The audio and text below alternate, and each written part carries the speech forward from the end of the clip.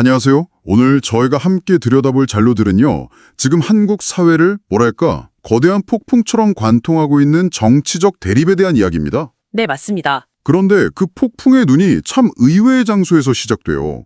바로 서울의 한겨울, 그 차가운 아스팔트 위에서요. 한 청년의 절규였죠. 맞습니다. 한 학생 운동가 박준영이라는 분의 이야기인데 네, 이 자료들이 흥미로운 게 한 사람의 정말 극단적인 저항이 어떻게 개인의 희생을 넘어서서 사회적인 연대의 불씨가 되는지, 그리고 그 배경에 깔린 아주 복잡한 권력 다툼의 지형도를 생생하게 보여준다는 점입니다. 그렇군요. 그래서 오늘 저희의 임무는 바로 이 자료들을 나침반 삼아서요.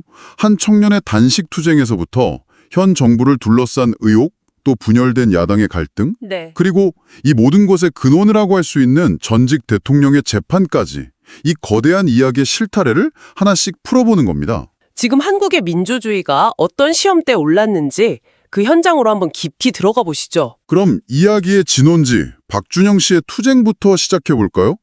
자료에 묘사된 장면이 전 정말 충격적이더라고요. 아, 그 단식 현장이요? 네, 영하의 날씨에 텐트 하나 없이 그냥 달랑 비닐 한 장 덮고 아스팔트 위에서 단식을 시작했다고요? 그쵸. 보통 우리가 생각하는 정치인들의 단식 농성하고는 시작부터가 완전히 달랐어요. 차원이 다르네요. 네. 자료의 표현을 빌리자면 이건 어떤 계산된 정치 행위라기보다는 목숨을 건 호소라는 걸 온몸으로 보여주려 한 겁니다. 실제로도 그렇게 됐고요. 네. 단식 4일 만에 손가락이 마비되고 또 가슴에 극심한 통증을 느끼다가 결국 의식을 잃고 병원으로 실려갔으니까요. 그 짧지만 강렬했던 4일이 그걸 지켜보던 사람들한테는 이 투쟁이 진심이라는 아주 강력한 상징이 됐겠네요. 바로 그 지점입니다. 그의 쓰러짐이 하나의 기폭제가 된 거죠. 그 행동에 응답해서 여러 시민단체들이 곧바로 연대 삭발식을 열었고요. 또 그의 단식을 이어받겠다면서 릴레이 단식을 시작하는 등 저항이 순식간에 집단적인 움직임으로 번져나가더라고요. 그가 그렇게 목숨까지 걸면서 세상에 알리고 싶었던 메시지, 구체적으로는 뭐였을까요? 크게 세 가지로 요약해 볼 수 있습니다. 네. 첫 번째는 지금 내란 혐의로 재판을 받고 있는 윤석열 전 대통령의 무죄, 이걸 주장하는 거였고요. 그게 첫 번째. 네. 그리고 두 번째는 사법부가 특정 정치 세력의 방탄 역할만 하고 있다. 그러니 사법부의 각성을 촉구하는 거였죠. 그리고 마지막 세 번째가 이 모든 상황이 결국 대한민국의 법치주의가 총체적으로 붕괴했다는 절박한 경고였습니다. 그 진심이라는 상징이 사람들을 움직인 거군요. 그렇죠. 그런데 이렇게 시민들이 거리에서 법치주의의 붕괴를 외치는 동안은요. 정작 그들이 비판하는 권력의 중심부, 그러니까 이재명 정부 내에서는 또 다른 논란들이 막 터져나오고 있었어요. 네, 맞습니다. 특히 북한 무인기 사건은 과거와 현재의 말이 완전히 뒤바뀌는 그야말로 내로남불의 전형을 보여준다고 자료는 지적하네요. 이 지점이 아주 흥미롭죠. 시간을 조금만 뒤로 돌려보면요. 과거 윤석열 정부 시절에 북한이 남측이 무인기를 보냈다, 이렇게 주장한 적이 있었어요. 네, 기억납니다. 맹공을 퍼부었거든요. 그런데 지금은 정반대의 상황이 된 거네요. 이번에도 북한이 똑같이 한국이 무인기를 보냈다고 주장하는데 그렇죠. 그런데 정부의 반응은 180도 달라졌죠. 어떻게 달라졌죠? 이재명 정부는 전혀 사실이 아니다라고 공식적으로 부인했습니다. 그러자 이제 보수 진영에서는 이런 비판이 터져나오는 겁니다. 어떤 비판이죠? 어떻게 똑같은 북한의 주장이 과거에는 윤석열 전 대통령을 공격하는 진실이 되고 지금 우리한테 불리하니까 거짓이 될 수 있느냐. 한 보수 논객의 일침이 이 상황을 잘 요약해 주는데요. 믿을 사람을 믿어야지 어떻게 김정은을 믿는가. 와, 정말 이런 이중잣대 논란이 정부를 향한 신뢰를 많이 흔드는 요인이 되겠군요. 네, 그렇습니다. 그런데 논란이 이런 발언 문제에만 그치는 게 아니죠. 자료를 보니까 여당 의원들을 둘러싼 아주 구체적인 부패 의혹들도 제기되고 있더라고요. 네, 두 가지 사건이 대표적으로 언급됩니다. 첫 번째가 김병기 의원의 아들의 취업 청탁 의혹이에요. 취업 청탁이요? 네, 국내 최대 암호화폐 거래소인 업비트에 아들을 취업시켜달라고 청탁했다가 거절당했다는 전직 보좌진의 폭로가 나온 거죠. 여기서 그치지 않고 청탁이 거절당하니까 보복성으로 그 회사를 압박하려 했다. 이런 주장까지 나왔고요. 맞습니다. 그런데 정말 흥미로운 건 그 이후의 일이에요. 그 아들의 결국 경쟁사인 빗썸에 취합했다는 점. 이 대목이 정말 의미심장하게 들리네요. 그렇죠. 우연이라고 보기에는 시점이나 상황이 참 묘하죠. 자료에서도 이 부분을 상당히 의심스럽게 보고 있고요. 권력을 이용한 사적 이익 추구다. 이런 비판을 피하기 어려워 보입니다. 네, 이런 의혹이 권력 남용에 대한 문제라면 두 번째 사례는 더 직접적인 뇌물 의혹이더라고요. 강선우 의원의 공천원금 수수 의혹 말입니다. 맞습니다. 지방선과 공천을 대가로 1억 원을 받았다는 혐의인데 이 사건은 전개 과정에도 극적입니다. 아, 그래요? 의혹의 핵심 인물이 경찰 조사가 시작된다는 소식이 들리자마자 바로 미국으로 출국해버렸어요. 와, 핵심 증인이 그냥 사라져버린 거군요. 의혹을 받는 입장에서는 정말 최악의 상황 아닌가요? 그렇죠. 진실 공방을 떠나서 도피라는 이미지가 딱 씌워지면 이거 벗어나기 힘들잖아요. 정확합니다. 이런 상황들이 맞물리면서 현 정부와 여당이 도덕성이라는 측면에서 굉장히 큰 타격을 받고 있다는 분석이 나오는 겁니다. 밖에서는 법치주의를 외치는 시위가 벌어지고 안에서는 부패 의혹이 터져나오는 그런 형국이네요. 네, 그런 셈이죠. 보통 이런 상황이면 야당에게는 정말 절호의 기회잖아요. 그렇죠. 황금 같은 시간이죠. 정부 여당의 실책을 파고들면서 지지율을 끌어올릴 수 있는 기회인데 자료를 보면 보수 야당은 그럴 여유가 전혀 없어 보입니다. 오히려 자기들끼리 싸우느라 정신이 없더라고요. 그야말로 자중질환에 빠진 모습이죠.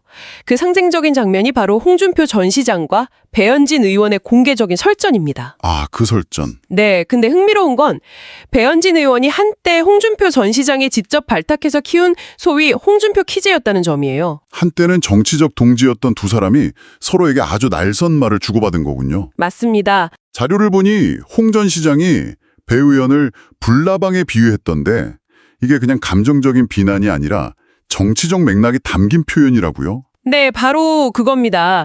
단순히 헛된 욕망에 집착하는 불나방 같은 인생. 여기서 끝난 게 아니고요. 네. 벌써 5번째 줄을 찾고 있다는 말을 덧붙였죠. 그 줄이라는 게. 그렇죠. 정치적 생존을 위해서 계속해서 유력 정치인에게 줄을 갈아탔다는 소위 찰세 정치를 한다는 비판을 아주 직설적으로 던진 겁니다. 배현진 의원도 가만히 있지는 않았죠. 본인은 책임이 없는 듯 남 탓만 한다면서 안쓰럽다 이렇게 맞받아쳤고요. 그렇죠. 이 설전이 흥미로운 지점은 이게 단순히 두 사람의 감정 싸움이 아니라는 겁니다. 그럼 뭐죠? 자료에 따르면 이건 보수 진영 내에서 이념이나 가치가 완전히 사라지고 오직 생존과 권력만 남았다는 신호로 해석됩니다. 과거에는 그래도 대의나 명분이라도 있었는데 이제는 다음 선거에서 살아남기 위한 줄서기가 정치의 전부가 되어버린 보수 이념의 공동화 현상을 보여주는 상징적인 장면이라는 거죠. 그러니까 정부 여당은 부패 스캔들로 흔들리고 야당은 이념 없는 권력 다툼으로 스스로 무너지고 있는 총체적인 난국이네요. 네, 결국 이 모든 갈등과 분열이 하나의 사건을 중심으로 소용돌이 치고 있는 것 같습니다. 바로 윤석열 전 대통령의 비상계엄 선포 사건 재판이죠. 맞습니다. 이 사건이 현재 한국 정치의 모든 갈등이 빨려 들어가는 블랙홀 같은 역할을 하고 있습니다. 이 재판의 핵심은 계엄령이라는 단어의 해석이잖아요. 그렇죠. 이게 그냥 군대를 동원하는 걸 넘어서 헌법의 일부 효력을 정지시키고 군이 행정과 사법권한까지 장악하는 사실상 민주주의를 일시적으로 멈추는 극단적인 조치죠. 네, 맞습니다. 그러다 보니까 이 조치의 성격을 두고 해석이 극명하게 갈리는 거고요. 정확합니다. 한쪽에서는 이걸 명백한 내란 시도, 즉 군대를 동원해서 헌정 질서를 무너뜨리려 한 쿠데파로 보고 있습니다. 네. 반면 다른 한쪽에서는 당시 거대 야당의 독주와 폭주를 막을 방법이 없었기 때문에 국민에게 이 위험을 알리기 위한 절박한 호소이자 정치적 행위였다고 주장하는 거죠. 후자의 주장, 즉 내란 의도는 없었다는 주장을 뒷받침하는 근거로 김용현 전 국방부 장관의 법정 증언이 아주 비중 있게 다뤄지네요. 네. 이 증언이 재판의 흐름을 흔들 만한 굉장히 충격적인 내용입니다. 어떤 내용이었죠? 김 전 장관의 증언에 따르면 윤 전 대통령이 계엄 실행에 필요한 병력을요, 통상적으로 요구되는 게 수만 명 단위거든요. 네, 그렇죠. 그걸 단 수백 명 수준으로 최소화하라고 지시했다는 겁니다. 수백 명이요? 잠깐만요. 수백 명의 병력으로 국가 기능을 마비시키고 헌정 질서를 무너뜨리는 게 이게 물리적으로 가능한가요? 바로 그겁니다. 김 전 장관 본인도 그 말을 듣고 너무 황당해서 윤 전 대통령에게 이게 무슨 계엄입니까? 라고 반문했을 정도였다고 증언했죠. 아, 변호인 측에서는 이게 바로 군사적 점거나 실질적인 통제 의도가 전혀 없었다는 가장 강력한 증거라고 주장하고 있습니다. 호소의 상징으로 최소한의 병력만 동원하려 했다는 거죠. 정말 흥미로운 지점이네요. 계획의 규모 자체가 그 의도를 반증한다는 논리군요. 네, 그렇습니다. 하지만 반대편에서는 여전히 의심스러운 정황들이 많다고 주장하죠. 특히 계엄 선포 당일 국회 상황은 보이지 않는 선이 작용한 것 아니냐, 이런 의혹까지 제기되고 있고요. 네, 변호인 측이 제기하는 또 다른 미스터리입니다. 계엄 선포는 대통령과 국방부 장관, 정말 극소수만 아는 1급 군사기밀인데 네, 이게 도대체 어떻게 사전에 유출될 수 있었냐는 거죠. 더 이상한 건 정보가 유출된 것뿐만 아니라 그에 대한 대응이 너무나도 조직적이었다는 점입니다. 민주노총 조합원 약 4,200명이 국회에 모인 그 사건 말씀이시죠? 그렇습니다.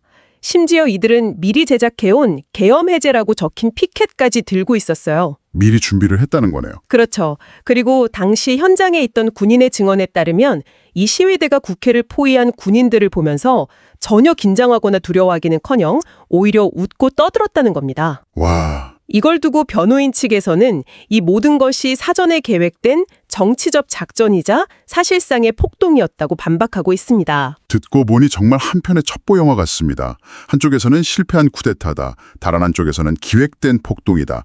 진실 공방이 아주 팽팽하네요. 네, 그렇죠. 그런데 이런 내부의 혼란을 넘어서 자료들은 더 큰 차원의 위협에 대해서도 경고하고 있습니다. 민주주의의 근간인 선거제도 자체가 외부의 힘에 의해 흔들릴 수 있다는 우려죠. 네, 특히 중국의 영향력에 대한 지적이 구체적으로 나옵니다. 국민의힘 장동혁 대표가 제안한 두 가지 방안이 그 중심에 있는데요. 어떤 건가요? 첫 번째는 온라인 댓글에 국적을 표시하자는 댓글 국적 표시제입니다. 그 제안이 나온 배경이 있겠죠. 물론입니다. 지난 7년간 한국의 보수 진영을 조직적으로 비판해온 트위터 게시물이 약 6만 5천여 건이 있었는데 이 접속지를 추적해보니까 상당수가 중국으로 확인되었다는 조사 결과를 근거로 들고 있습니다. 아, 여론 조작의 배후에 외국 세력이 있을 수 있다, 이런 의심이군요. 네, 두 번째 제안은 더 직접적으로 투표권에 관한 문제더라고요. 투표권이요? 맞습니다. 외국인의 지방선거 투표권을 상호주의 원칙에 따라 제한하자는 겁니다. 상호주의 원칙이요? 네. 현재 한국에 3년 이상 거주한 중국인은 한국 지방선거에서 투표할 권리가 있거든요. 하지만 중국에 사는 한국인에게는 투표권이 전혀 없습니다. 아, 불공정하네요. 그렇죠. 이런 불공정한 관계를 바로잡아야 한다는 주장입니다. 선거 공정성에 대한 이런 깊은 불신이 비단 한국만의 문제는 아닌 것 같습니다. 자료에서 미국의 트럼프 전 대통령 사례와 비교하는 대목이 아주 인상 깊었어요. 그렇죠. 이 부분은 한국의 보수 정치권을 향한 아주 날카로운 비판이 담겨 있습니다. 어떤 비판이죠? 자료에 따르면 트럼프 전 대통령은 2020년 대선 이후에 부정선거와의 전쟁을 선포하고 의심의 소지가 있는 우편투표나 전자투표기를 아예 폐지해야 한다고 강력하게 주장하고 있죠. 목숨을 걸고 싸우겠다는 아주 강한 표현까지 썼더라고요. 네, 자료는 바로 그 지점을 지적합니다.